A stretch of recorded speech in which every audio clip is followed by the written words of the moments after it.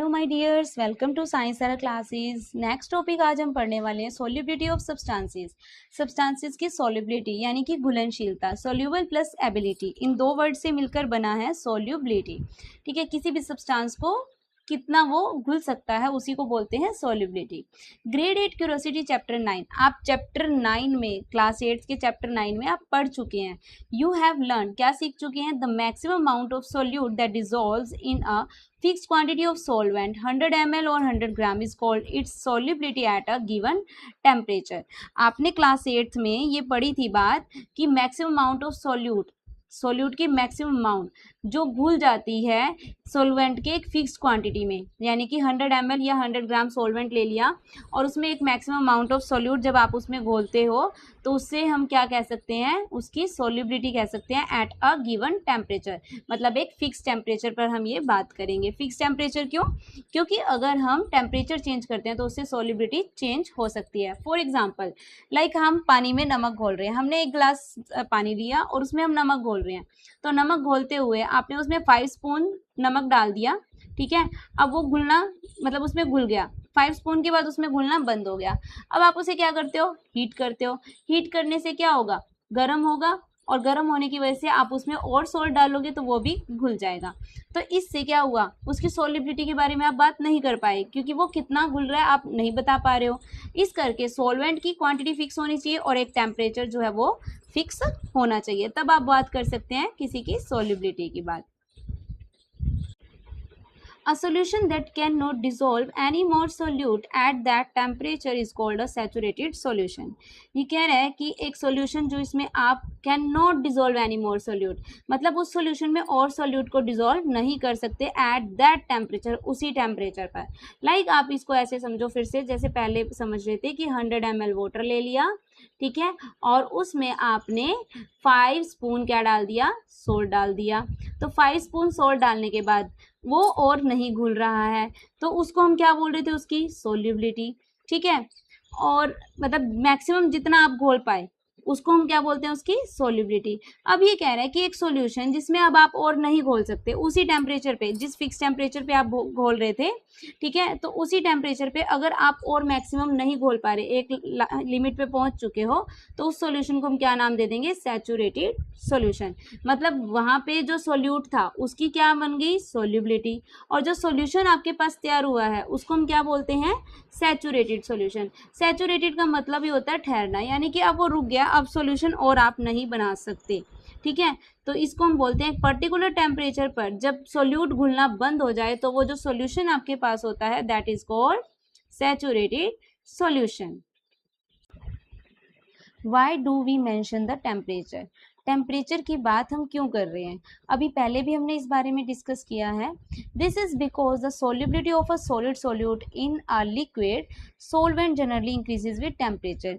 ये कह रहे हैं कि हम जो टेम्परेचर है उसकी बात क्यों करते हैं? क्योंकि जो सॉलिड सोल्यूट होता है हमारे पास, उसकी सोल्युबिलिटी लिक्विड के अंदर क्या होती है? जनरली इंक्रीज हो जाती है सोल्युबिलिटी विद टेम्परेचर। टेम्परेचर के साथ साथ सॉलिड सोल्यूट की सोल्युबिलिटी इंक्रीज हो जाती है। जैसे हम सॉल्ट की बात कर रहे थे वाटर के अंदर, ठीक है, आपने पानी के अंदर नमक घोला, तो जैसे हम उसको पानी को गर्म करते हैं तो पानी को गर्म करने से हमने क्या किया? पानी का टेम्परेचर इंक्रीज कर दिया, और अगर उसका टेम्परेचर इंक्रीज किया तो अब सॉलिड जो सोल्यूट है आपके पास यानी कि नमक, वो क्या है? अब और ज़्यादा घुलेगा, यानी कि उसकी सोल्युबिलिटी अब क्या हो चुकी है? इंक्रीज हो चुकी है। तो टेम्परेचर इंक्रीज किया और उससे हमारी सॉलिड सोल्यूट की सोल्युबिलिटी भी क्या होगी? Increase. It means temperature change होने से सोल्युबिलिटी चेंज हो जाती है, इसलिए बार बार हम टेम्परेचर को फिक्स रखने की बात करते हैं। On the other hand, in the cases of gases dissolve in liquids, अब दूसरी बार वो किसकी बात कर रहा है? अगर हम केस ले लेते हैं gases dissolve in liquid, liquid में गैस को डिजोल्व करना है। अब लिक्विड हमारे पास एज अ सॉल्वेंट और गैसेस एज अ सोल्यूट है। अगर हम ऐसे करते हैं, गैसेस को लिक्विड में डिजोल्व करते हैं, their solubility generally decrease with an increase in temperature. लेकिन अगर हम इनकी बात करें गैसेस की, तो इनकी सोल्युबिलिटी क्या हो जाती है? डिक्रीज हो जाती है, ठीक है। सोल्युबिलिटी क्या हो जाती है? डिक्रीज। टेम्परेचर को इंक्रीज करेंगे तो गैसेस की सोल्युबिलिटी क्या हो जाएगी? डिक्रीज, ठीक है। Solubility is an important property use to separate substances from mixture. जो ये सोल्युबिलिटी प्रॉपर्टी है ये बहुत इंपॉर्टेंट प्रॉपर्टी है मिक्सचर्स में, ठीक है, सब्सटेंस को सेपरेट करने के लिए इस प्रॉपर्टी का यूज किया जाता है।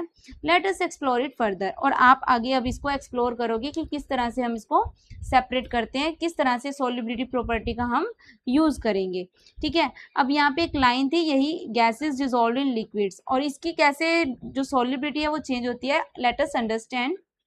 आपने कोल्ड ड्रिंक्स देखी हैं, ठीक है, कोल्ड ड्रिंक की बोटल्स होती हैं, ठीक है, उस बोतल को आप क्या करते हो, शेक करते हो बोतल को, और शेक करने के बाद फिर ठीक है उसमें गैसेस निकलती हैं।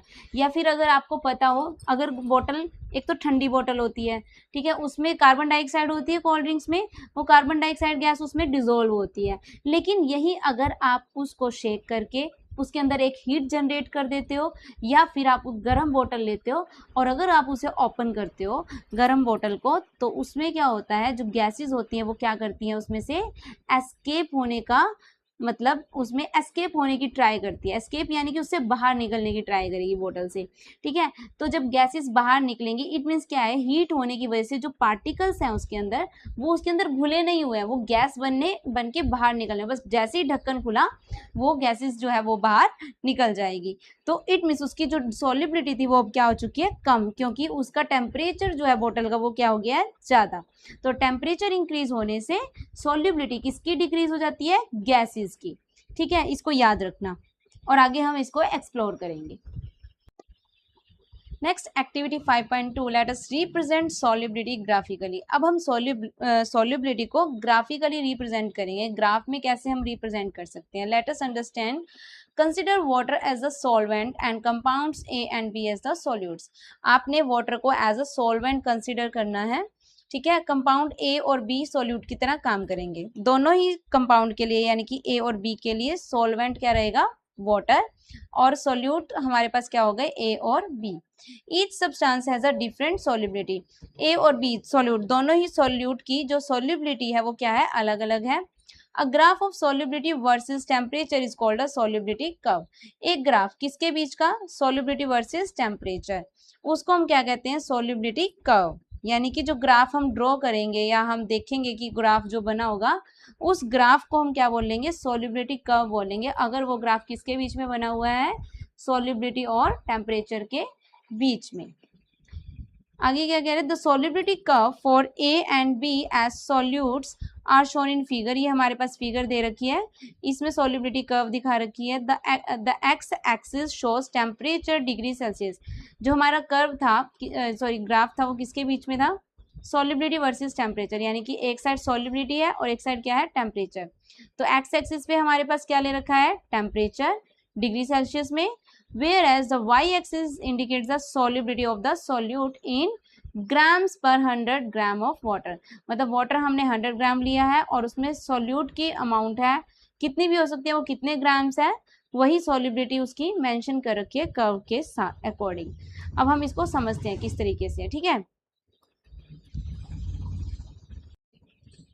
देखो ग्राफ समझने से पहले ये देखो, सॉल्युबिलिटी के लिए जब हम बात करते हैं तो हम उसमें सॉल्वेंट, सॉल्यूट, टेम्परेचर, इन तीन टर्म्स की बात कर रहे हैं। सॉल्वेंट हम फिक्स रखते हैं और यहाँ पे फिक्स कितना है सॉल्वेंट, 100 ग्राम ऑफ वाटर, यानी कि 100 ग्राम, ठीक है। सॉल्यूट हम घोलते रहते हैं कि कितना मैक्सिमम घुलेगा। उसके बाद टेम्परेचर को हम फिक्स रखते हैं, एक फिक्स टेम्परेचर पे कितना सॉल्यूट घुलेगा वही देखते हैं। तो लेट्स यहाँ पे देखो, अब हम यहाँ पे देखते हैं, ये जो टेम्परेचर है यानी कि ये वैल्यूज टेम्परेचर की हैं, यहाँ पे 10 डिग्री सेल्सियस टेम्परेचर है। इस टेम्परेचर पर अगर हम इस कर्व को देखें, इस पॉइंट पर कंपाउंड ए कितना घुल रहा है, ठीक है, इतना, ठीक है। ये पॉइंट जो है ये मान लो आपके पास अप्रोक्सीमेट क्या हो गया, 40। तो हमारे पास 10 डिग्री सेल्सियस टेम्परेचर फिक्स हो गया और उसमें 40 ग्राम मैक्सिमम सोल्यूट है जो 100 ग्राम वाटर में घुल सकता है, ठीक है, डिसॉल्व हो सकता है। तो हमारे पास ये सॉल्युबिलिटी हमने यहाँ कर्व से चेक कर ली कि 10 डिग्री सेल्सियस पे 40 gram solute in 100 gram of water. अब कहीं और देखते हैं, लाइक हम यहाँ पे देख लेते हैं, 50 ग्राम की बात करते हैं, 50 डिग्री सेल्सियस, ठीक है। हमारे पास ये टेम्परेचर 50 डिग्री सेल्सियस लिया, इस पॉइंट पर गए, अब इस पॉइंट पर सीधा यहाँ पर देखो, इस पॉइंट पर यहाँ पे ऐसे बिल्कुल स्ट्रेट लाइन ये पॉइंट बन रहा है आपका 50 के अराउंड, ठीक है, 51। तो ये 51 या 50 ग्राम जो है आपके पास सोल्यूट हो गया जो आपका 100 ग्राम वाटर के अंदर, और टेम्परेचर कितना होना चाहिए fix, 50 degree Celsius. 50 degree Celsius पे 50 ग्राम सोल्यूट डिजोल्व हो सकता है, और वो वाटर कितना लेंगे, 100 ग्राम। ठीक है, तो इस तरीके से पूरी कर्व बना रखी है, हर एक पॉइंट पे, हर एक टेम्परेचर पे चेक कर रखा है, इतना ग्राम तो हो सकता है। और इसी तरह से ये कंपाउंड बी के बारे में लिखा हुआ है, ये कंपाउंड ए। लाइक यहाँ पे अब आप देख लो एक बार, इस 70 डिग्री सेल्सियस टेम्परेचर पर अगर हम कंपाउंड बी की बात करते हैं, कंपाउंड बी की, ठीक है, तो कंपाउंड बी में इस पॉइंट में ये 70 डिग्री, और इस पॉइंट से अब अगर हम इधर जाते हैं अप्रोक्सीमेट यहाँ पे, ठीक है, तो ये आपका बन जाएगा 320 के अराउंड। ठीक है, तो यानी कि 70 डिग्री सेल्सियस टेम्परेचर पर, ठीक है, 100 ग्राम वाटर के अंदर ये कम से कम 320 ग्राम यानी कि 320 ग्राम सोल्यूट जो है डिजोल्व हो सकता है। तो इस तरीके से ये हम सॉल्युबिलिटी अंडरस्टैंड करते हैं। आई होप आपको समझ आई होगी। ठीक है, आगे हम इसका एक टेस्ट भी देखते हैं छोटा सा। देखो ये दे रखा है, based on the information from the above graph, जो अब हमने ऊपर ग्राफ में इंफॉर्मेशन देखनी है, predict which of the two compounds A और B will dissolve more in a given amount of water at a given temperature, कि कौन सा ज़्यादा घुलेगा किस टेम्परेचर पर। ठीक है, मतलब एक कोई भी पर्टिकुलर टेम्परेचर ले लिया, उस पर बात करेंगे कि कौन सा ज़्यादा घुलेगा। ठीक है, यहाँ पे देखते हैं, ऑब्जर्व फिगर 5.6, इसी ग्राफ की बात कर रहा है, इसको ऑब्जर्व करना है, फिल इन द ब्लैंक्स। अब आपको जो ये ब्लैंक्स हैं इनको फिल करना है। Let's read. फर्स्ट है, the solubility of a compound A in water at 20 degree Celsius is, किसकी बात कर रहे हैं, सॉल्युबिलिटी कंपाउंड ए की इन वाटर, ठीक है, वाटर के अंदर एट 20 डिग्री सेल्सियस, टेम्परेचर है 20 डिग्री, कंपाउंड ए की सॉल्युबिलिटी बतानी है, और क्या कह रहा है, less than, more than, similar to its solubility at 60 degree Celsius, मतलब उसी की 60 डिग्री सेल्सियस पे कितनी सॉल्युबिलिटी है, और उसी सॉल्यूट की सॉल्युबिलिटी 20 डिग्री सेल्सियस पे कितनी है, और हमें ये बताना है कि वो कौन से वाली ज़्यादा है, कौन सी कम है। कंपाउंड ए की 20 और 60, कंपाउंड ए ये रहा, इसकी 60 पर और 20 पर, तो अब आप देख सकते हैं 20 पर, 20 डिग्री टेम्परेचर पर अप्रोक्सीमेट ये पॉइंट जा रहा है सॉल्युबिलिटी का, सोल्यूट का, और 60 पर ये जा रहा है। तो 20 पर क्या है, कम, 60 पर क्या है, ज़्यादा। तो फिलअप में क्या आ जाएगा, सॉल्युबिलिटी कंपाउंड की 20 पर क्या है, less than its solubility at 60 degree, तो यहाँ पे आ जाएगा लेस देन, क्योंकि इसमें 20 डिग्री में क्या है, कम है, सॉल्युबिलिटी जितनी उसकी 60 डिग्री पर थी, 60 डिग्री पर जितनी थी उससे 20 डिग्री पर क्या है, कम है। नेक्स्ट है, the solubility of compound B at 20 degree Celsius is less than, more than, similar to its solubility at 60 degree Celsius, मतलब इसमें भी हमें किसकी अब चेक करनी है, कंपाउंड बी की। ठीक है, कंपाउंड बी ये रहा 60 डिग्री पर और 20 डिग्री पर, ये इसका गया 60, बिल्कुल स्ट्रेट लाइन जानी चाहिए आपकी। ठीक है, ये 60 डिग्री और ये आपकी हो गई 20 डिग्री।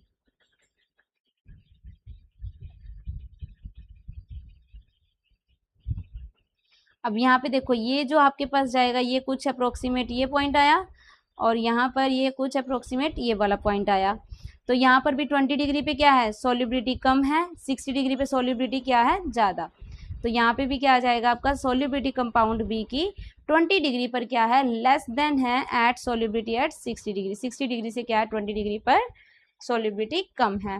नेक्स्ट क्या कह रहा है, the solubility of dash increase more than that of dash with an increase in the temperature.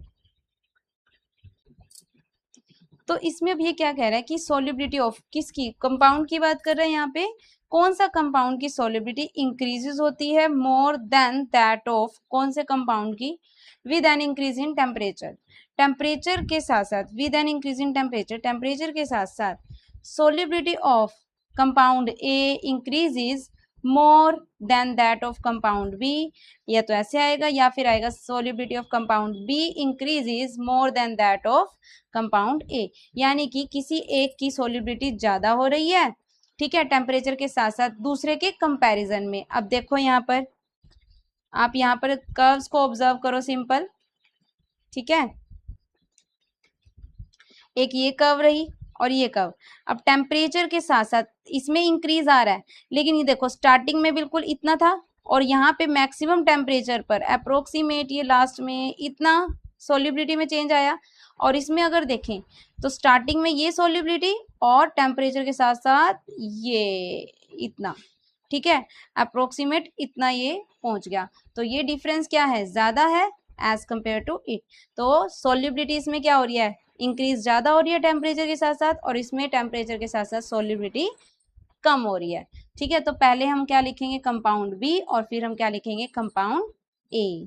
मतलब कि solubility of compound B increases more than that of compound A with an increase in the temperature. What do you think will happen if you make a saturated solution at a higher temperature and cool it slowly? Let us find out. अब मतलब कि आपने ये सोचना है कि अगर हम सैचुरेटेड सॉल्यूशन तैयार करते हैं और फिर धीरे धीरे धीरे धीरे उसको हम ठंडा कर लेते हैं, कूल कर लेते हैं, मतलब एक हाई टेम्परेचर पे जाके सैचुरेट करेंगे और उसके बाद उसे कूल डाउन करेंगे, तो क्या होने वाला है, लेट अस फाइंड आउट। अब हम आगे उसी के बारे में पढ़ने वाले हैं, ठीक है। नेक्स्ट हमारा टॉपिक रहने वाला है methods of separation of homogeneous mixture. तो इसको हम अगले नेक्स्ट वीडियो में पढ़ेंगे। Till then take care, keep learning.